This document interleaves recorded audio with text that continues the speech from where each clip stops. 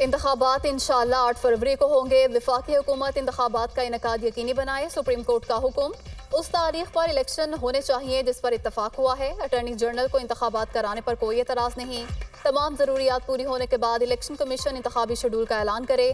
ये तस्लीम शुदा हकीकत है। कौमी असम्बली वज़ीर आज़म की एडवाइस पर तहलील की गई। ये उस वक्त हुआ जब वज़ीर आज़म के खिलाफ अदम एतमाद आई। वज़ीर आज़म को कौमी असम्बली तहलील करने का इख्तियार नहीं था। उन्होंने असम्बली तहलील करके आईनी बहरान पैदा कर दिया। इंतखाबात की तारीख का ऐलान न करने पर पूरा मुल्क तशवीश का शिकार हुआ। सदर मुमलिकत और इलेक्शन कमीशन की वजह से गैर ज़रूरी तौर पर मामला सुप्रीम कोर्ट आया। हर आईनी ऑफिस रखने वाला और आईनी इदारा बशमूल इलेक्शन कमीशन और सदर आइन के पाबंद हैं। हम सदर और इलेक्शन कमीशन के इख्तियारात में मुदाखलत नहीं कर सकते। हुक्मनामे का मतन सुप्रीम कोर्ट ने इंतखाबात के हवाले से तमाम दरख्वास्तें निपटा दी।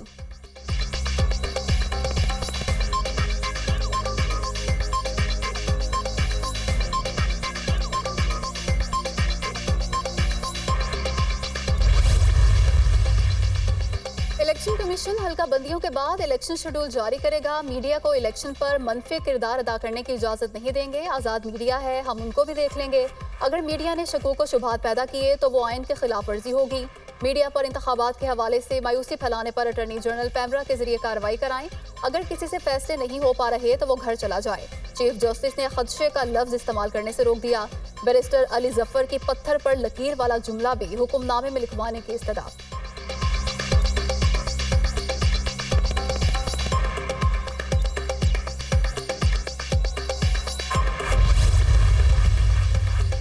पीटीआई के वकील ने सदर का इलेक्शन कमीशन को लिखा गया खत दिखाया। सदर ने कमीशन को सियासी जमातों और सूबों से मुशावरत का कहा। आरिफ अलवी ने खत में लिखा, इलेक्शन कमीशन सूबाई हुकूमतों से मुशावरत करके तारीख का ऐलान करे। सदर के उस खत पर इलेक्शन कमीशन की जानिब से कोई जवाब नहीं दिया गया। सदर मुमलिकत को राय चाहिए थी तो आर्टिकल 186 के तहत ले सकते थे। इलेक्शन कमीशन और सदर आइन के पाबंद हैं। आइन के खिलाफ वर्जी के संगीन नताइज होते हैं। हुक्मनामे का मतन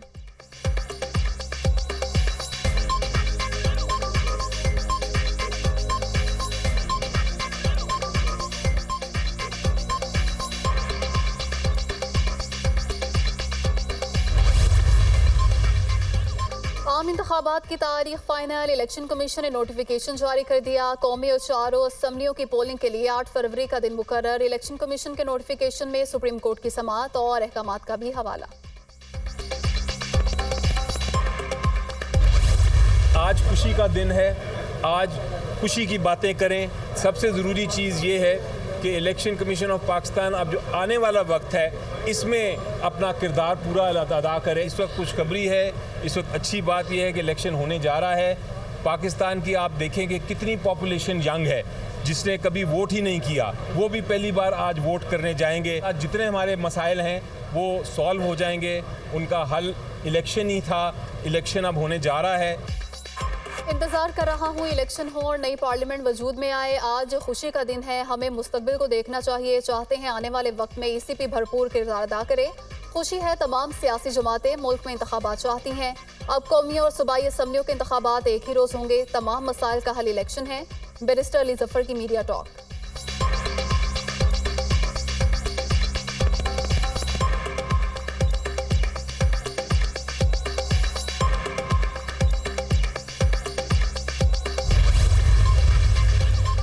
पाकिस्तान में 1997 में भी आम इंतखाबात फरवरी के महीने में हुए थे। मुल्क भर में 3 फरवरी को पोलिंग हुई। नवाज शरीफ की क़यादत में मुस्लिम लीग नून ने 2/3 अक्सरियत हासिल की। वफाक पंजाब और उस वक्त के सूबाई सरहद में नून लीग ने हुकूमतें बनाई। आम इंतखाबात में टर्न आउट 36% रहा था। वज़ीर आज़म का इंतखाब 17 फरवरी 1997 को हुआ। नवाज शरीफ कौमी असम्बली से 177 वोट हासिल करके दूसरी बार वज़ीर आज़म मुंतखब हुए थे।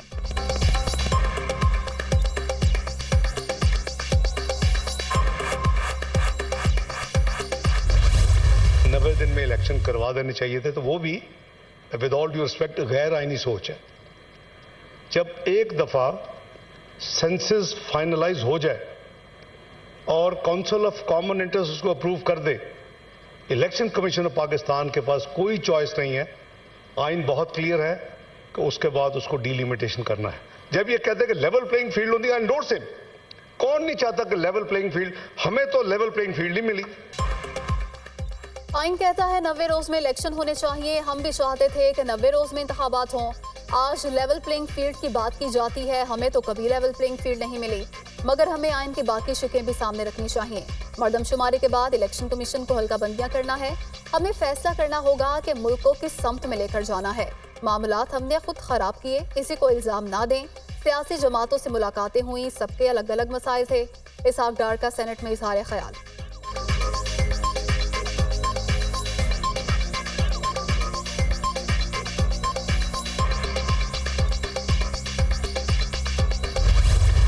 हमारा तो शुरू से मौक़िफ़ रहा है कि असेंबलियां डिसॉल्व होने के 90 दिन के अंदर इलेक्शन ये एक आईनी तकाजा है, मगर अब इलेक्शन का वक्त आ गया है। बॉल जमहूर के कोर्ट में है।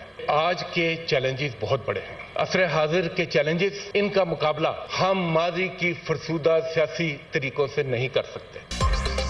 इलेक्शन की तारीख का ऐलान खुशाइंद है। पाकिस्तान की तारीख में पीडीएम की अनोखी हुकूमत थी। खुशी है, पीडीएम 90 रोज में इलेक्शन चाहती है। मौजूदा हालात में इंतखाबात का एक अच्छा फैसला सामने आया, जिस पर अमल दरामद होना चाहिए। चाहते हैं मुल्क में साफ शफाफ इंतखाबात कराए जाएं। शहजाद वसीम का सेनेट में इजहार ख्याल।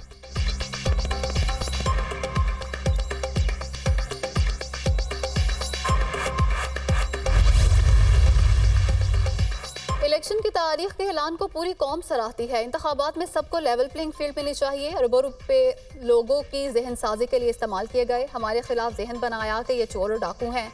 कौन किस वाक़े का मास्टर माइंड है, सब जानते हैं। कई मरतबा पहलवानों को इकट्ठा करके नवाज शरीफ के मुकाबले में खड़ा किया गया। नून लीग रहनुमा जावेद लतीफ की मीडिया टॉक।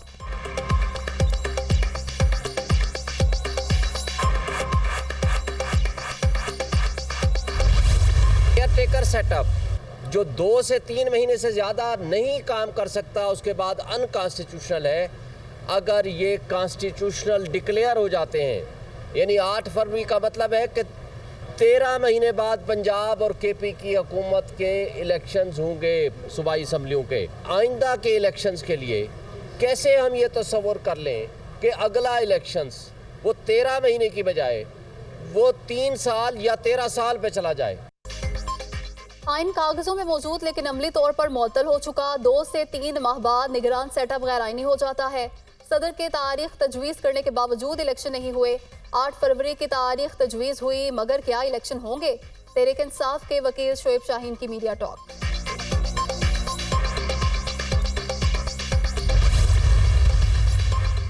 मईशत में बेहतरी के सम्राट। स्टॉक मार्केट मुल्क की तारीख की बुलंद तरीन सतह पर ट्रेडिंग के दौरान 100 इंडेक्स 53,263 पॉइंट्स की सतह तक गया। इससे कबल मई 2017 में इंडेक्स 53,127 पॉइंट्स की सतह तक पहुंचा था। डॉलर की कदर में इजाफा। इंटरबैंक में अमरीकी करेंसी की कीमत 57 पैसे बढ़ गई, 284 रुपए की सतह पर ट्रेड।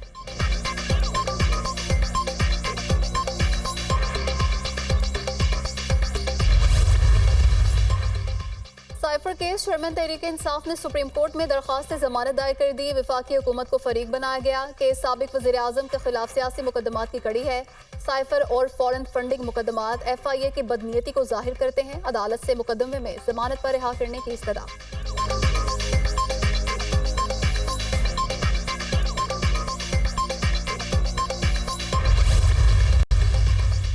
चेयरमैन PTI के बेटों से बात कराने की दरख्वास्त मंजूर। व्हाट्सएप पर बात कराई जाए, खुसूसी अदालत की हिदायत। दरख्वास्त की समाअत जज अबुल हसनान जुल्करनैन ने की। अदालत ने चेयरमैन PTI की हर हफ्ते के रोज बेटों से बात कराने की दरख्वास्त पर नोटिस जारी कर रखे हैं।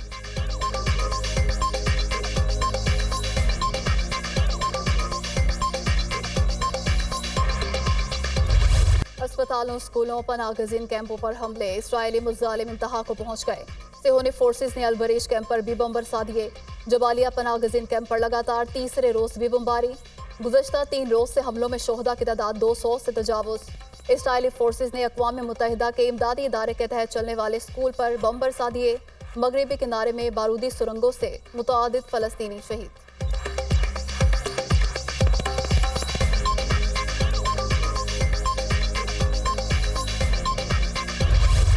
बेरहम इसराइली फौजियों की बर्बरियत जारी। मजीद 300 फ़लस्तीनी शहीद। गजा के अलकुद्स अस्पताल के करीब भी बमबारी।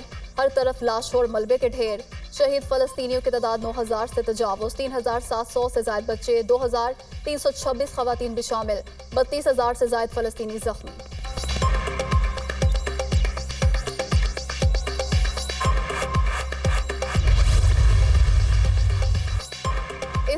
फौज का गजा शहर का मुहासरा मुकम्मल, हमास के ठिकानों, हेडक्वार्टर्स और दीगर तंसीबात पर हमले। हमास हथियार डाल दे या मरने के लिए तैयार रहे, इसराइली वजीर दिफा की एक और धमकी। योवा गैलेंट का कहना है कि फलस्तीनियों के पास अब तीसरा कोई ऑप्शन नहीं बचा।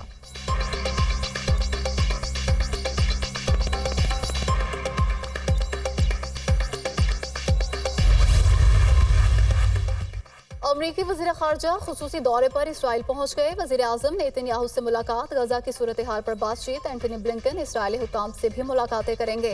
गजा में आम शहरियों के तहफ़्फ़ुज़ के लिए ठोस इक़दाम पर बात करेंगे।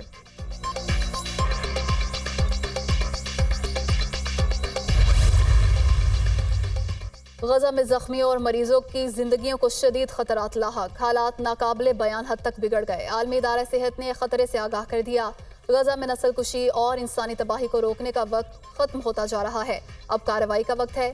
इसराइल के इत्तेहादियों पर भी जिम्मेदारी आयद होती है। तबाहकुन इक़दाम को रोकने के लिए फौरी तौर पर कार्रवाई करनी चाहिए। इंसानी हकूक़ के माहिरीन का इंतबाह।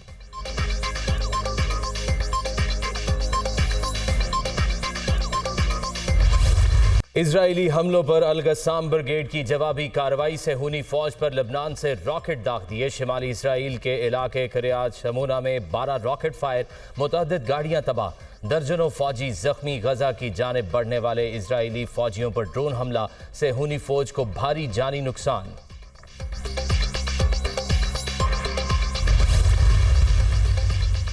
यहूदी आबादकारों के फ़लस्तीनियों पर तशद्दुद में इजाफा, असलहे का इस्तेमाल बढ़ गया। मगरबी किनारे में मजीद 820 फ़लस्तीनी घरों से बेदखल, 115 फ़लस्तीनी इमलाक को नुकसान। जलाओ घेराव पर अक़वाम मुत्तहिदा का इजहार तशवीश।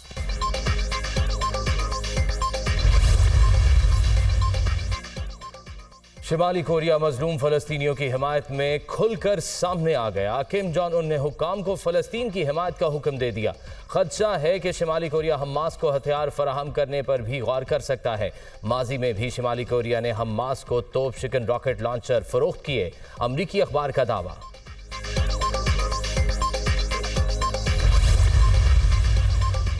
गजा में तबाही पर जो बाइडन को शर्म आनी चाहिए। बरतानिया की इस खिलाफ लेबर पार्टी के साबिक सरबराह की शदीद तनकीद। गजा में इंसानी अलमिया होता देख रहे हैं।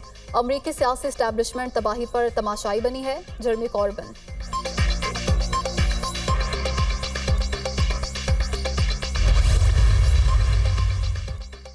अरब कब जाएंगे? फ़लस्तीनी थमार खून में अपनी नस्ल बचाने के लिए कुछ तो कर गुजरो। मशहूर इनकलाबी लीडर चे गुवेरा की बेटी की अरब ममालिक को पुकारा। डॉक्टर एलेडा गुवेरा ने गजा जाने का ऐलान। जुल्म का साथ भी और मासूम बच्चों से हमदर्दी का भी इजहार। नायब अमरीकी सदर कैमला हैरिस का मायने खेज बयान। अल अरबिया से गुफ्तगू में कहा कि बच्चों और मासूम शहरियों को खोने का दर्द समझती हूँ। कोई शख्स दर्द महसूस किए बगैर तस्वीरों को नहीं देख सकता, ना ही गजा में मसाइब की कहानियाँ सुन सकता है। अमरीकी इंतजामिया इंसानी बुनियादों पर जंगबंदी पर गौर कर रही है। गजा में इमदाद को यकीनी बनाने की जरूरत है। इलाके को छोड़ने वालों को वापस जाने का पूरा हक हासिल है।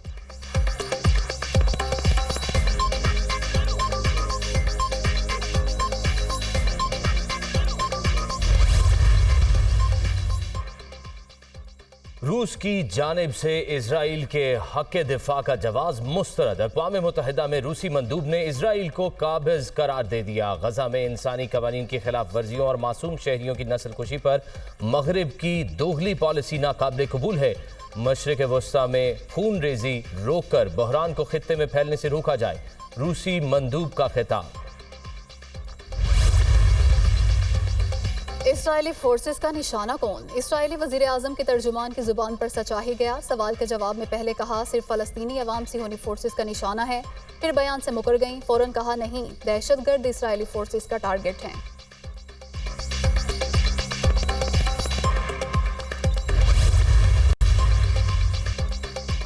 सऊदी अरब का फ़लस्तीन के लिए 5 करोड़ रियाल अतिया, 3 करोड़ सऊदी हुकूमत, 2 करोड़ रियाल वली-अहद शहजादा मोहम्मद बिन सलमान देंगे।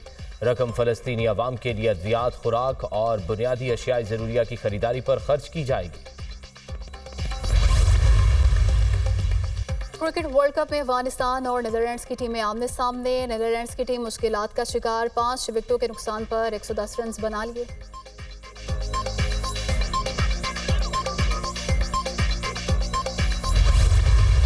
गैर कानूनी मुकीम तारकीन वतन की वापसी का अमल जारी। गुज़श्ता रोज 19,344 अफगान बाशिंदे वापस गए। अब तक 1,62,479 अफगान पनाह गजीन वतन वापस जा चुके। गैर कानूनी गैर मुल्कियों का महफूज इंखला हुकूमत पाकिस्तान की अव्वलीन तरजीह।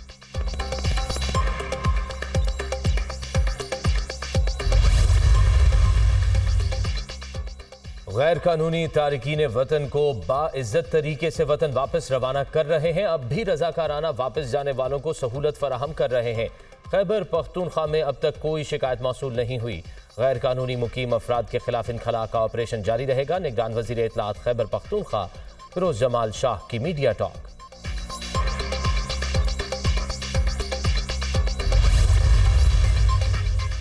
FBR हुकाम के IMF मिशन के साथ पहले तकनीकी मुज़ाकरात, रेवेन्यू टारगेट, रिफंड अदायगियाँ और टैक्स छूट पर रिपोर्ट पेश। जुलाई से सितंबर इनकम टैक्स रिफंड अदायगियों का टारगेट हासिल किया गया। सितंबर 2023 तक इनकम टैक्स रिफंड अदायगियाँ 250 अरब रुपए तक महदूद की जानी थीं। इनकम टैक्स रिफंड अदायगियों में बतदरीज कमी की जा रही है। IMF शराइत पर अमल दरामद करते हुए एमनेस्टी स्कीम भी नहीं मुतारिफ कराई गई।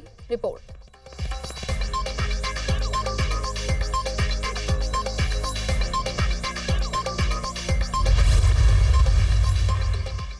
हफ्तावार महंगाई की शरह में 0.71% इजाफा। सालाना बुनियादों पर शरह 29.88% की सतह पर पहुंच गई। हालिया हफ्ते में 12 अशिया महंगी हुई। टमाटर 33, प्याज 24, चिकन 33 रुपए फी किलो महंगा। अंडों की कीमत में भी 4 रुपए इजाफा हो गया। इदारा शुमारिया।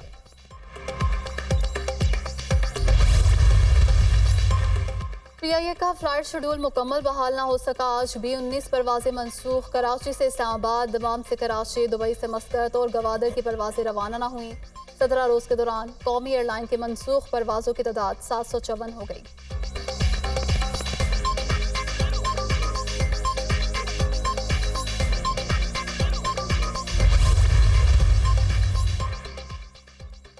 लाहौर हाई कोर्ट का आलूदगी फैलाने वाली फैक्ट्रियों को सील करने का हुक्म। जो फैक्ट्रियां काला धुआं छोड़ रही हैं उन्हें सील किया जाए। जब तक वो बयान हल्फी ना दें, डी सील नहीं किया जाएगा। दोबारा खिलाफ वर्जी हुई तो फैक्ट्री को मिसमार कर दिया जाएगा।